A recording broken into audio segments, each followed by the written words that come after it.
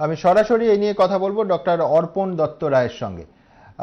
আপনার কাছে যেটা জানতে চাইবো সেটা হচ্ছে যে ডোনাল্ড ট্রাম্পের কথা সেই সময় আমেরিকায় তার চিকিৎসার যে প্রোটোকল সংবাদ মাধ্যমের সামনে এসেছিল সেই সময় প্রথম আমরা শুনি। সৌরভ গঙ্গোপাধ্যায় এবং অরূপ বিশ্বাস দুজনের সঙ্গেই ঘটনাচক্রে আজকে কথা হয়েছে। সৌরভ বাড়িতে আছে, অত্যন্ত ভালো আছে।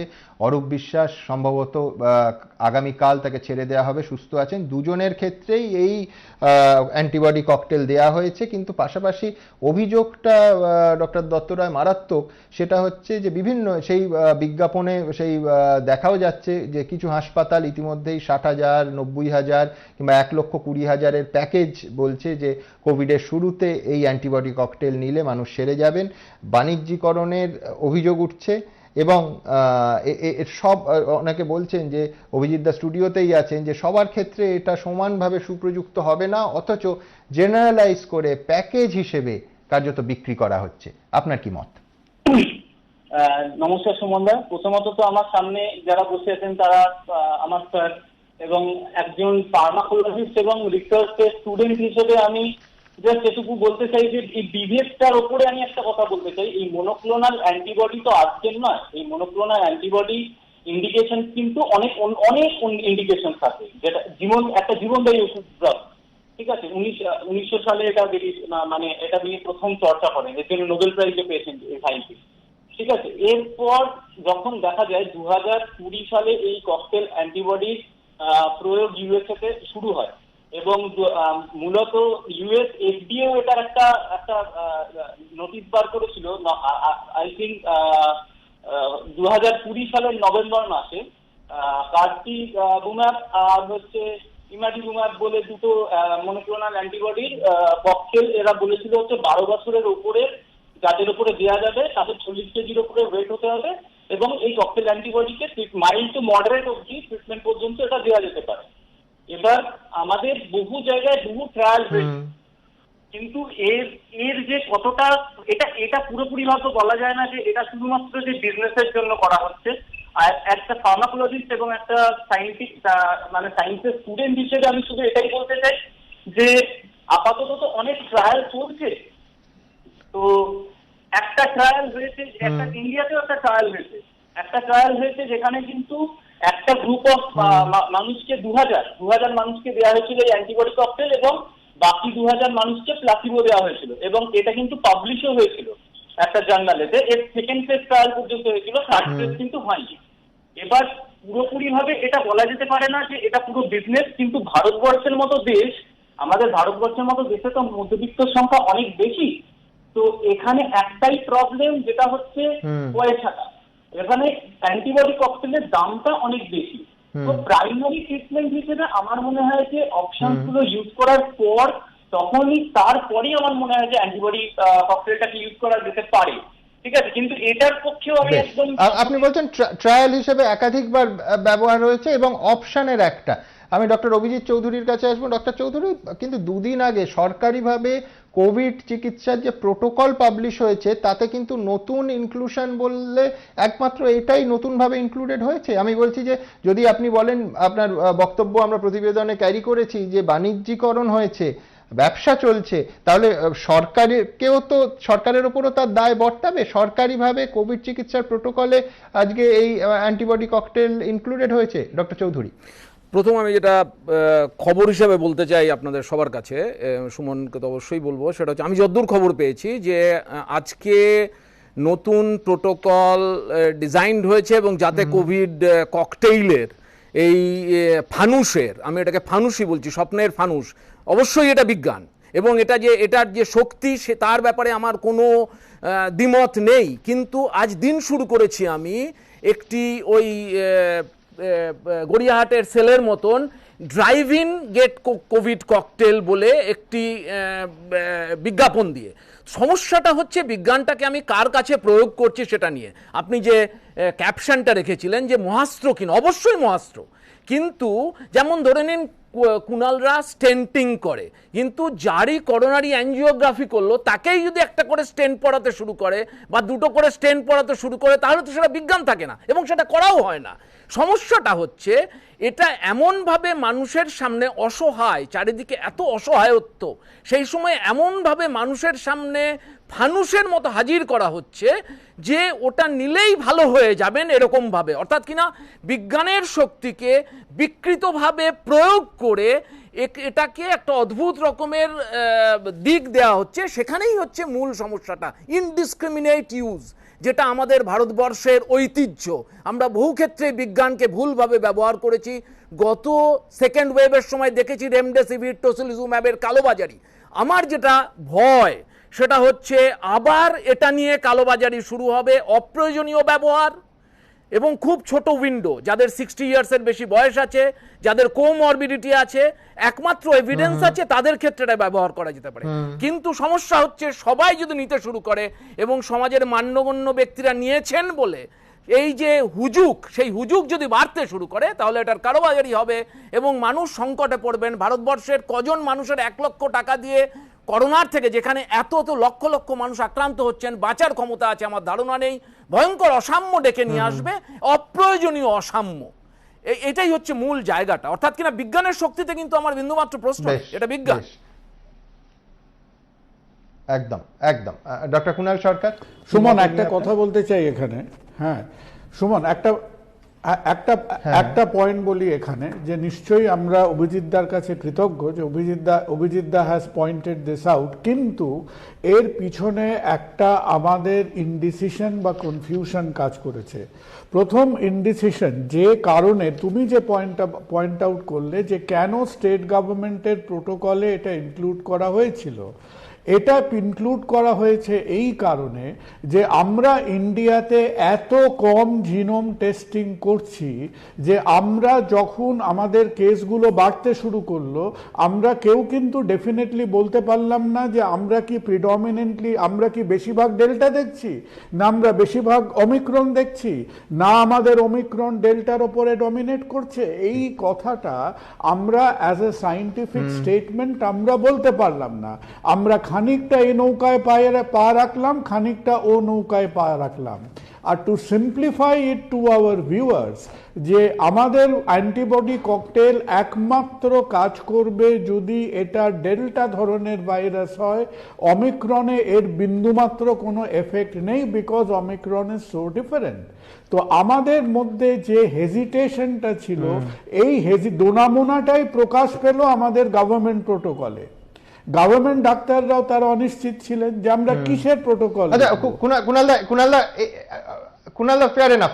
আমি এখানে আমার পরের প্রশ্নটা আসবো, যেটা আপনার এই বক্তব্যের ওপরই ভিত্তি করে আমার খটকাটা, সেটা হচ্ছে ওমিক্রন অথবা ওমিক্রন নয়, এইটা জেনেটিক টেস্টের পর আমি যেটুকু জানি, আপনি কনফার্ম করতে পারবেন, অন্তত 3 থেকে 4 দিন লাগে।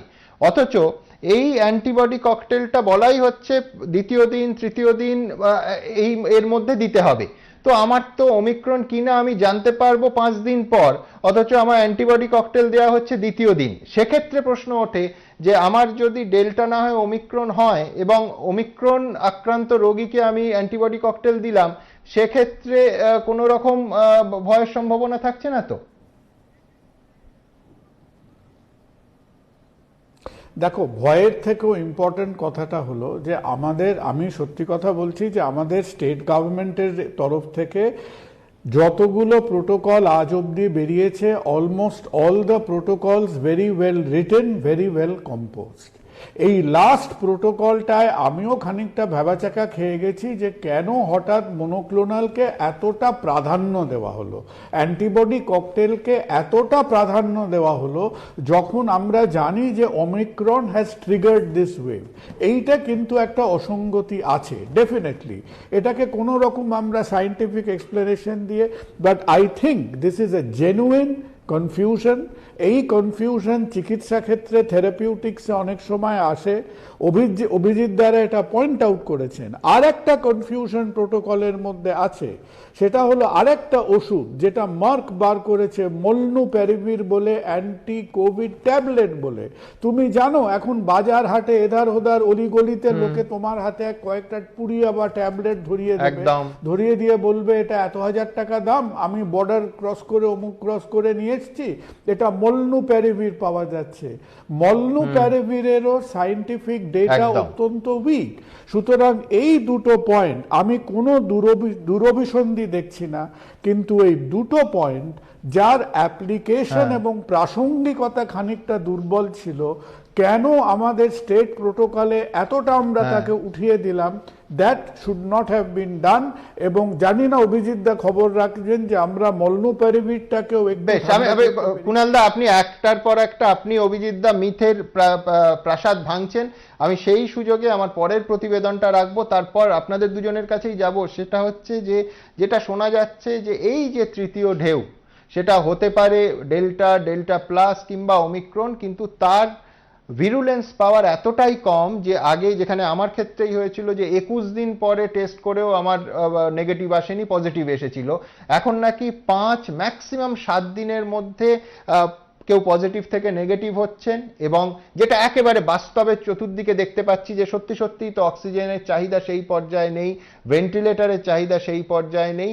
তাহলে অনেকে বলছেন যে এটা শুভ খবর যে সবার মধ্যে খুব দ্রুত ছড়াচ্ছে, এটার মারণ ক্ষমতা কম এবং এটা যত বেশি মানুষের মধ্যে ছড়াচ্ছে তত মৃদু হয়ে গেছে। সত্যিই কি তাই? আপনাদের দুজনের কাছেই আমি এই একই প্রশ্ন নিয়ে আসবো, কিন্তু তার আগে প্রতিবেদনটা দেখব। ঝড়ের গতিতে ছড়াচ্ছে করোনা। মাত্র এক সপ্তাহের মধ্যে বাংলায় দৈনিক আক্রান্তের সংখ্যা 400 থেকে পৌঁছে গেছে এই জায়গায়। যা দেখে প্রশ্ন উঠছে, তাহলে কি ভারতে করোনার তৃতীয় ঢেউ আছড়ে পড়ল? এরই মধ্যে উদ্বেগ বাড়াচ্ছে ওমিক্রন আক্রান্তের সংখ্যাও। কিন্তু করোনার এই নতুন ভেরিয়েন্ট নিয়েও নানা সংশয়, নানা প্রশ্ন রয়েছে। ওমিক্রন কি ডেল্টা ভেরিয়েন্টের থেকে কম ক্ষতিকারক না বেশি? এই ভেরিয়েন্ট কি ডেল্টার থেকে দ্রুত গতিতে ছড়ায়? ঝড়ের গতিতে সংক্রমণ ছড়ানোর নেপথ্যে কি রয়েছে ওমিক্রন? ওমিক্রন আক্রান্তদের বেশিরভাগকে কি হাসপাতালে ভর্তি করার প্রয়োজন পড়ছে না? ওমিক্রন আক্রান্তের শরীরে কি অক্সিজেনের অভাব সেভাবে দেখা দিচ্ছে না? বিশেষজ্ঞরা বলছেন এইসব প্রশ্নে নির্দিষ্ট করে কোনো উত্তর দেওয়ার মতো সময় এখনো আসেনি। তবে কিছুটা হলেও আশার আলো দেখছেন চিকিৎসকদের একাংশ। ওমিক্রন দিয়ে সারা কমিউনিটি এবং আমার মনে হয় পুরো স্টেট বা কান্ট্রির আলটিমেটলি 70 to 80% ইনফেক্টেড হবে। এখানে নাম্বার বাড়লেও কিন্তু সিভিয়ার ডিজিজ খুব কম হচ্ছে, মর্টালিটি কম হচ্ছে। তার মানে কি, ডিজিজটা, এই ভাইরাসটাই একটা ইমিউনাইজেশনের হিসেবে কাজ করছে এবং whole society will have a herd immunity. কিন্তু হয়তো কিছু রেগুলেশনস আমাদের চালিয়ে যেতে হবে। যদিও খোদ বিশ্ব স্বাস্থ্য সংস্থায় ওমিক্রনকে ভেরিয়েন্ট অফ কনসার্ন আখ্যা দিয়েছে। মহারাষ্ট্র ও রাজস্থানে ইতিমধ্যে 2 জন ওমিক্রন আক্রান্তের মৃত্যু হয়েছে। এই প্রেক্ষাপটে চিকিৎসকদের একটা বড় অংশ বলছে, অত্যন্ত সতর্ক না থাকলে পরিস্থিতি আরও ভয়ঙ্কর হতে পারে। ওমিক্রন খুব সহজে একজন মানুষ থেকে অন্য মানুষের মধ্যে ছড়িয়ে পড়তে পারে। সেক্ষেত্রে কিন্তু যার ইমিউনিটি স্ট্রং তিনি হয়তো বেঁচে গেলেন, কিন্তু যার মধ্যে গেল তার ইমিউনিটি লো, বয়স্ক বা কোমরবিডিটি আছে, তার কিন্তু প্রাণহানিও হতে পারে। কাজেই ওমিক্রনকে লাইটলি নেওয়ার কোনো প্রশ্ন ওঠে না। এবং ওভারঅল কোভিড সম্বন্ধে আমাদের যে প্রিকশনারি মেজার্স নিয়ে চলছিলাম এতদিন, সেগুলো কিন্তু চালিয়ে যেতে হবে। আপাতত করোনা সংক্রমণের গ্রাফ ঊর্ধ্বমুখী। নতুন বছরে কপালে কি অপেক্ষা করে আছে আতঙ্কিত সাধারণ মানুষের মনে? এখন এই একটাই প্রশ্ন। ঝিলম করঞ্জায়, অনির্বাণ বিশ্বাস, এবিপি আনন্দ। আমি অভিজিৎদার কাছে যাব। অভিজিৎদা, অনেকেই বলছেন এইটা হচ্ছে শেষ ওয়েভ এবং এই 5 দিনে পজিটিভিটির গল্প, এবং সত্যি সত্যি আশপাশে যাদের হচ্ছে সেইভাবে শ্বাসকষ্ট হচ্ছে না, অনেকটা মাইল্ড কোভিডের এই আক্রমণটা। মানবেন আপনি? আমি এই প্রশ্নে আসছি, তার আগে জাস্ট একটা ইনফরমেশন আগের প্রসঙ্গের রেশ টেনে জানিয়ে রাখি, এর মধ্যে আমি খবরটা নিলাম। সেটা হচ্ছে কুণাল পয়েন্ট আউট করেছিল রাইটলি যে কোভিড ককটেল এবং মলনুপিরাভির এই দুটো ওষুধ আজকে স্টেট প্রোটোকল থেকে বাদ দেওয়া হয়েছে। অর্থাৎ সর্বসাধারণের জন্য ওটা একটা অসতর্কতার মধ্যে এসে গেছিল, কিছুটা ওভার এনথুসিয়াজমও হতে পারে, কারেক্টলি পয়েন্টেড আউট। এবং এ দুটো নতুন প্রোটোকল কালকে রিলিজড হবে, তার মধ্যে দুটো নেই। এটা হচ্ছে একটা খবর। এবার হচ্ছে আপনি যে প্রশ্নটার অবতারণা করলেন, এটা অনেকেই খুব সদর্থক দৃষ্টিতে দেখছে যে এটা যেন ওই রাঙিয়ে দিয়ে যাও গো আমায় যাবার আগে রাঙিয়ে দিয়ে যাও। গতকাল WHO-র চিফও বলেছেন যে 2022 সালেই সম্ভবত কোভিড থেকে আমরা বিশ্ব মুক্তি পাবে ইত্যাদি সদর্থক ভাবনা। কিন্তু এই কিন্তুটা হচ্ছে আত্মতুষ্টির কোনো অবকাশ নেই। আত্মতুষ্টির অবকাশ নেই এই জন্য ওমিক্রন এতটাই ইনফেকশাস, এটাকে আলাদা করে অন্যর থেকে ভাবার অবকাশটা এখনো আমাদের নেই। আমরা জানছি, শিখছি, ভলিউম অফ ইনফেকশন যদি এত ম্যাসিভ হয়ে যায়, যেটা হতে যাচ্ছে, তাহলে প্রপোর্শনেটলি বেশি অসুস্থ মানুষের সংখ্যাও কিন্তু বাড়ার সম্ভাবনা আছে। হয়তো 2 সপ্তাহ বাদে আমরা আরো অনেক পরিচ্ছন্ন চিত্র পাবো। এখনো পর্যন্ত যা চিত্র এসছে তাতে কোভিড ওমিক্রনে কম গুরুতর অসুস্থতা হয়, ওমিক্রনে মৃত্যুর সংখ্যা কম হয়, কিন্তু আমরা ওমিক্রনকে জানি মাত্র 2-3 সপ্তাহ। সুতরাং এখনই কনক্লুশন ড্র করার সত্যিই সময় নেই, কাজেই আত্মতুষ্টির কোনো অবকাশ নেই আমাদের। আপনি বলছেন আত্মতুষ্টির কোনো জায়গা নেই, ঠিক আছে। আমি কুণালদার কাছে যাব যে আমরা তো ওমিক্রন নিয়ে বলছি কুণালদা, কিন্তু এখনো পর্যন্ত যে ছবিটা কাল অবধি সরকারি পরিসংখ্যান ছিল যে আমাদের এই রাজ্যে 19 জন কনফার্ম ওমিক্রন, বাকি তো সমস্ত ডেল্টা এবং বেশিরভাগ হচ্ছে ডেল্টা প্লাস। তাহলে সেই ক্ষেত্রেও কি কোভিডের যে প্রকোপ, মানে আমি বলছি, এরা ভাববেন না যে জোর করে ইতিবাচক উত্তর শুনতে চাইছি, যেটা বাস্তব সেটাই বলুন, কিন্তু আপনার উত্তর ইতিবাচক হলে ব্যক্তিগতভাবে এবং সমষ্টিগতভাবে মানুষ স্বস্তি বোধ করবে, কিন্তু সেটা তো উত্তরের কনসার্ন হতে পারে না। যে এই কোভিডে ডেল্টা এবং ডেল্টা প্লাস দুটো ক্ষেত্রেই কি এর ভিরুলেন্সটা কমেছে?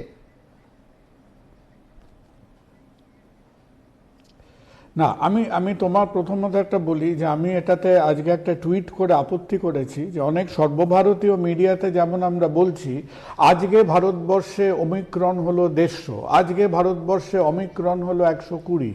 Now we are not in a position to say this. কেন? কারণ আমরা টোটাল RT-PCR কেসের একটা স্মল ফ্র্যাকশনকে আমরা জিনোম করছি এবং আমরা তার থেকে একটা প্রজেক্টেড ফিগার পেতে পারি। আমরা কখনোই মাত্র যে কটা হাতে গোনা কেস জিনোম সিকোয়েন্স হচ্ছে তার বেসিসে আমরা সংখ্যাটা নির্দিষ্ট করতে পারি না। ইম্পর্টেন্ট ডেটা হলো যেটা দিল্লির থেকে আজকে সকালে এসছে, যে দিল্লি অ্যাজ এ সিটি তার সবচাইতে বেশি জিনোম সিকোয়েন্সিং করছে এবং দিল্লিতে সুমন শুনলে আশ্চর্য হবে, ওরাও আশা করছিল যে ওদের হয়তো 50-50 হবে ডেল্টা ওমিক্রন। ওরা এখন দেখছে ওমিক্রন প্রায় 85% হয়ে গেছে দিল্লিতে। আর কলকাতাতেও আমার মনে হয় অভিজিৎ দা এগ্রি করবেন সবাই যে আমরা যে ধরন অফ ট্রান্সমিশন দেখছি আর যে রকমের পেশেন্ট হাসপাতালে দেখছি, আমারও বদ্ধমূল ধারণা যে ওমিক্রন সেও কিন্তু একটা টেক ওভার বিট করছে। ইতিবাচক উত্তরটা পরে দেবো, আগে একটা কথা বলি যে ভারতবর্ষ পরপর 2টো টেস্ট ম্যাচ খেললো সাউথ আফ্রিকায়। কোথায় খেললো? সেঞ্চুরিয়ান এবং ওয়ান্ডারার্সে। এই 2টো মাঠ কোথায়? এই 2টো মাঠ হলো at the centre of the Omicron crisis in south Africa. যারা আজ থেকে 1.5 মাস আগে অবধি হুয়াটেং প্রভিন্স, একদিকে জোহানেসবার্গ, একদিকে প্রিটোরিয়া, এই 2টো শহর যেটা দাউ দাউ করে ওমিক্রনে জ্বলছিল, সেখানে আজকে আমরা বেশ জমিয়ে ক্রিকেট খেলছি। তার মানে আমার তোমার সামনে কতগুলো ইন্ডিকেশন আছে। সেই ইন্ডিকেশন কি? সেই ইন্ডিকেশন হলো এটা তত্তর করে বাড়ে এবং কোনো একটা জায়গায় এটা মোটামুটি খানিকটা আমাদের বাঙালিদের মতো খানিকটা কাজ করে খানিকটা ক্লান্ত হয়ে যায়, তারপর হুড়ুড় করে নামতে শুরু করে। So it has a sharp up spike and a sharp down spike. আরেকটা খুব ইন্টারেস্টিং ডেটার কথা বলি যেটা সাউথ আফ্রিকা থেকে এসছে।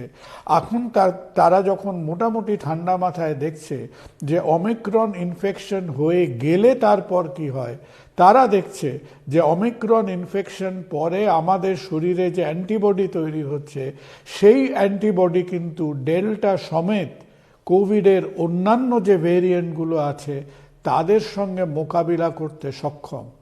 তাই সব মিলিয়ে আমার মনে হয় যে হ্যাঁ, আমাদের কিছুটা ঝড়ঝাপটা যাবে, কিছুটা আমরা অনেক মানুষের মধ্যে ইনফেকশন দেখব। আমরা সবাইকে বলবো যে প্যানিক করবেন না, এখনই আপনাদের অধিকাংশ মানুষের হাসপাতালে ভর্তি হবার সেই অর্থে কোনো প্রয়োজন নেই। ভারতবর্ষে এখনো যা প্রজেকশন যে আমাদের জ্বালা যন্ত্রণাটা কতদিন থাকবে, আমার মনে হয় আমাদের যন্ত্রণাটা মোটামুটি 1 মাস চলবে। অত্যন্ত গুরুত্বপূর্ণ একটা বিষয় আমরা আলোচনা করব এবং প্রতিবেদন দেখাবো, সেটা হচ্ছে ট্রেনের সমস্যা। স্টেশনে স্টেশনে যাত্রী বিক্ষোভ এবং তার জেরে 7টা পর্যন্ত লোকাল ট্রেন চলার যে ঘোষণা ছিল সেটা 3 ঘন্টা বেড়ে 10টা পর্যন্ত হলো। কোন ঘটনার পরিপ্রেক্ষিতে এবং কিসের মূল্যে? দেখুন প্রথম প্রতিবেদন এই বিষয়ে। এখানে বলা হয়েছে 10টা অবধি মদের দোকান বার খোলা, রেস্টুরেন্ট খোলা, 7টা অবধি ট্রেন। এটা কি ইচ্ছে খুশি যা খুশি হবে? সাধারণ মানুষ যাবে কি করে?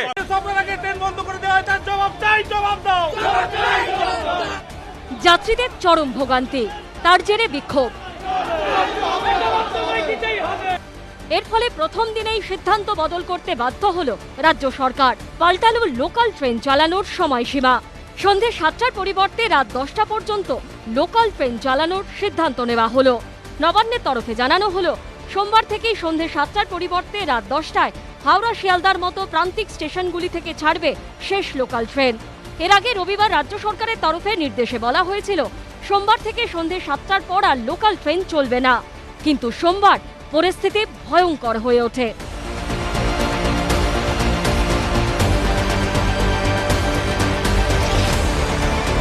বাড়ি ফেরার আশায় স্টেশনে স্টেশনে উপচে পড়ে ভিড়।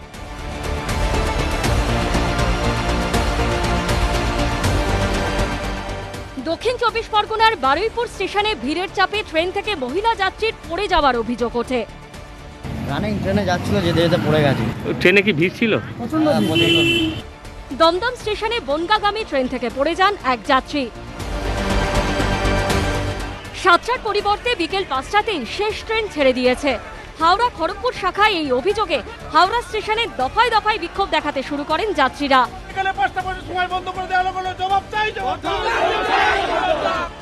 ডিআরএম অফিসের সামনে, নিউ কমপ্লেক্সে স্টেশন মাস্টারের অফিসের সামনে বিক্ষোভ দেখান যাত্রীরা।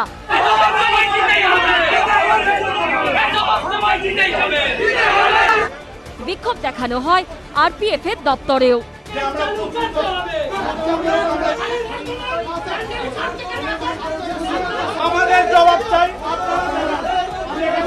বলেছে 7টার সময় পর্যন্ত চলবে, 5টা 10-এ এসে দেখছি কোনো ট্রেন নেই। 12 নম্বর, 13 নম্বর, 15 নম্বরের ট্রেন আসছে, সব ক্যান্সেল দেখাচ্ছে। এবার বাড়ি যাব কি করে, সেই জন্য বিক্ষোভ দেখাতেছি। যেখানে সরকার থেকে ঘোষণা করা হয়েছে 7টায় লাস্ট ট্রেন যাবে, এবং এটাও ভেঙে দেওয়া হয়েছে যে এই ট্রেনের টাইম 6:57, সেই 6:57 ট্রেনটাও ছাড়বে। কিন্তু আমাদের স্টেশনে এসে দেখছি 5টায় লাস্ট ট্রেন বেরিয়ে যাচ্ছে, এরপরে কোনো ট্রেন নেই। আমরা কি পলিটিক্যাল শিকার হতেই থাকবো কি বছরের পর বছর? সবই তো খোলা রয়েছে, কিন্তু ট্রেনটার উপরে কেন এত চাপ যায় না? কমিয়ে দিলে তো আরো ভিড় হচ্ছে, তাতে তো আরো করোনা চেপে ধরবে।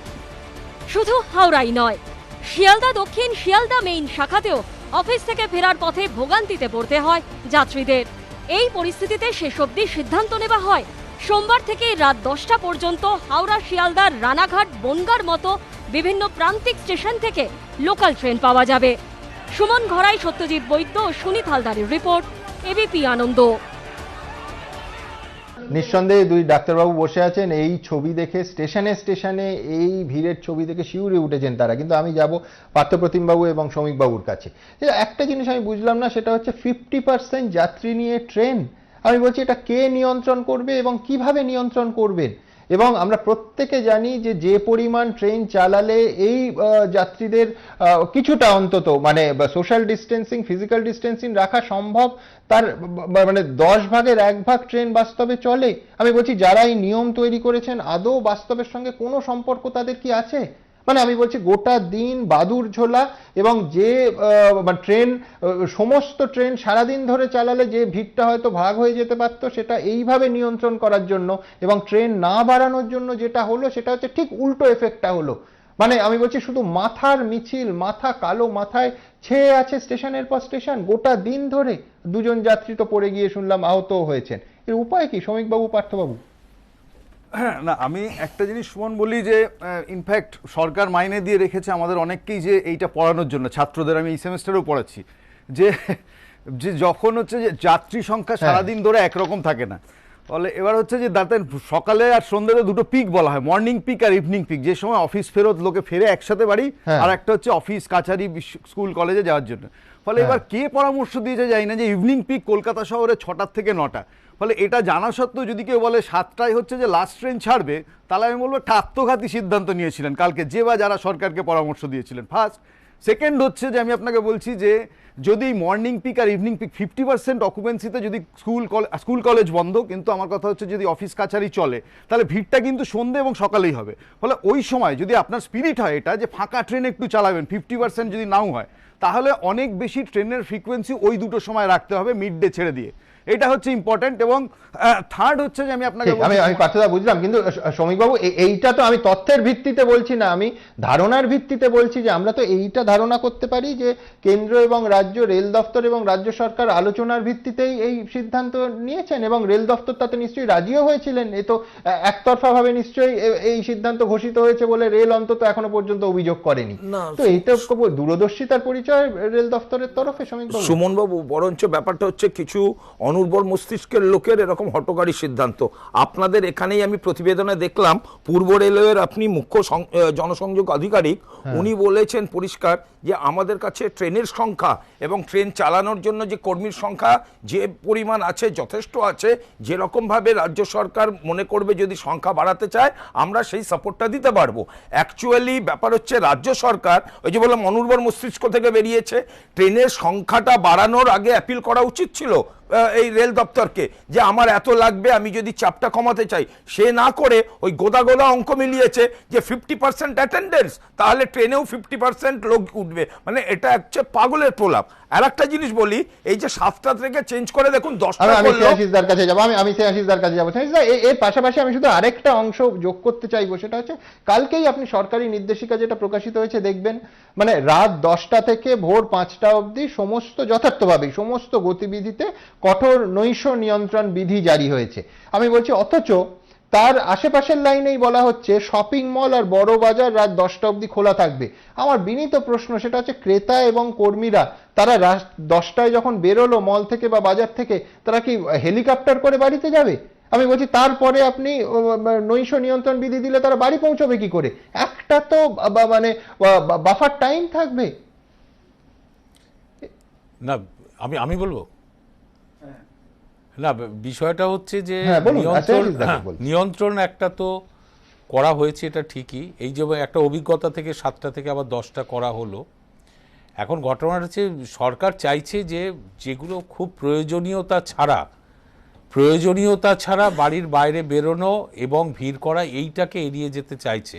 কিন্তু যেগুলো প্রয়োজন একেবারে, আমি প্রথমেই বলেছিলাম জীবন জীবিকা কাজ কর্ম প্রচণ্ড প্রয়োজন যেগুলো, সেগুলোকে অস্বীকার করার এই মুহূর্তে প্রায় অসম্ভব।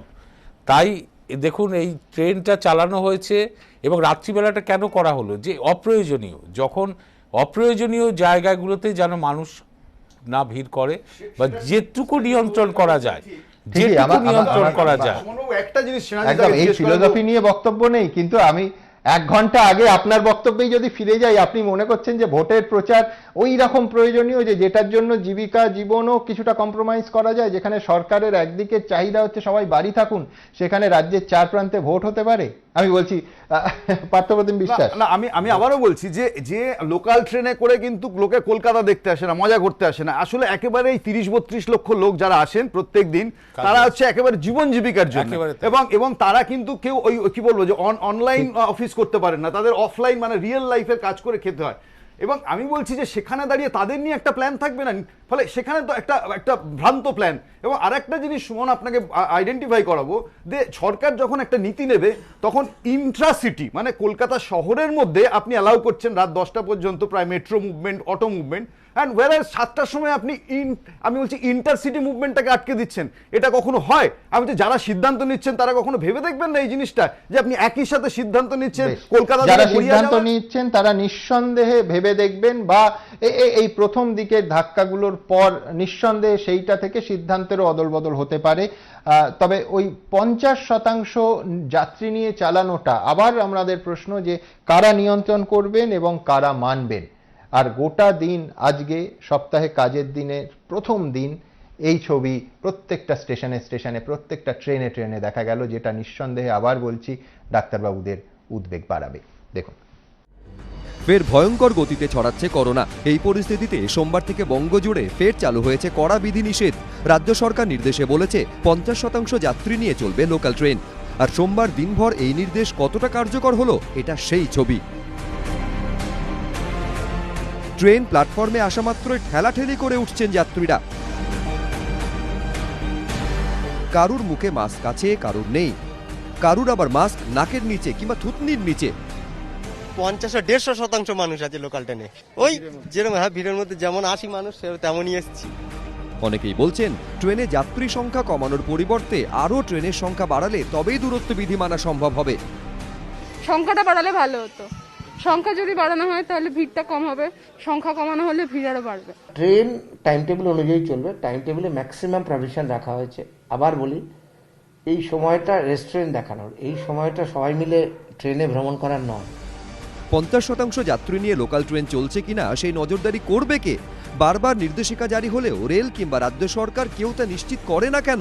সোমবারও এই প্রশ্নের উত্তর মেলেনি। বেশিরভাগ জায়গাতেই দেখা মেলেনি জিআরপি কিংবা আরপিএফ এর। লোকাল ট্রেনের মতো বিধিভঙ্গের ছবি মেট্রোতেও, আর দিনভর গণপরিবহনের এই ছবি দেখে আতঙ্কিত চিকিৎসকেরা। এখন 50% তো কেউ আমি গুনছি না, কে গুনবে যে 50% লোক গেছে?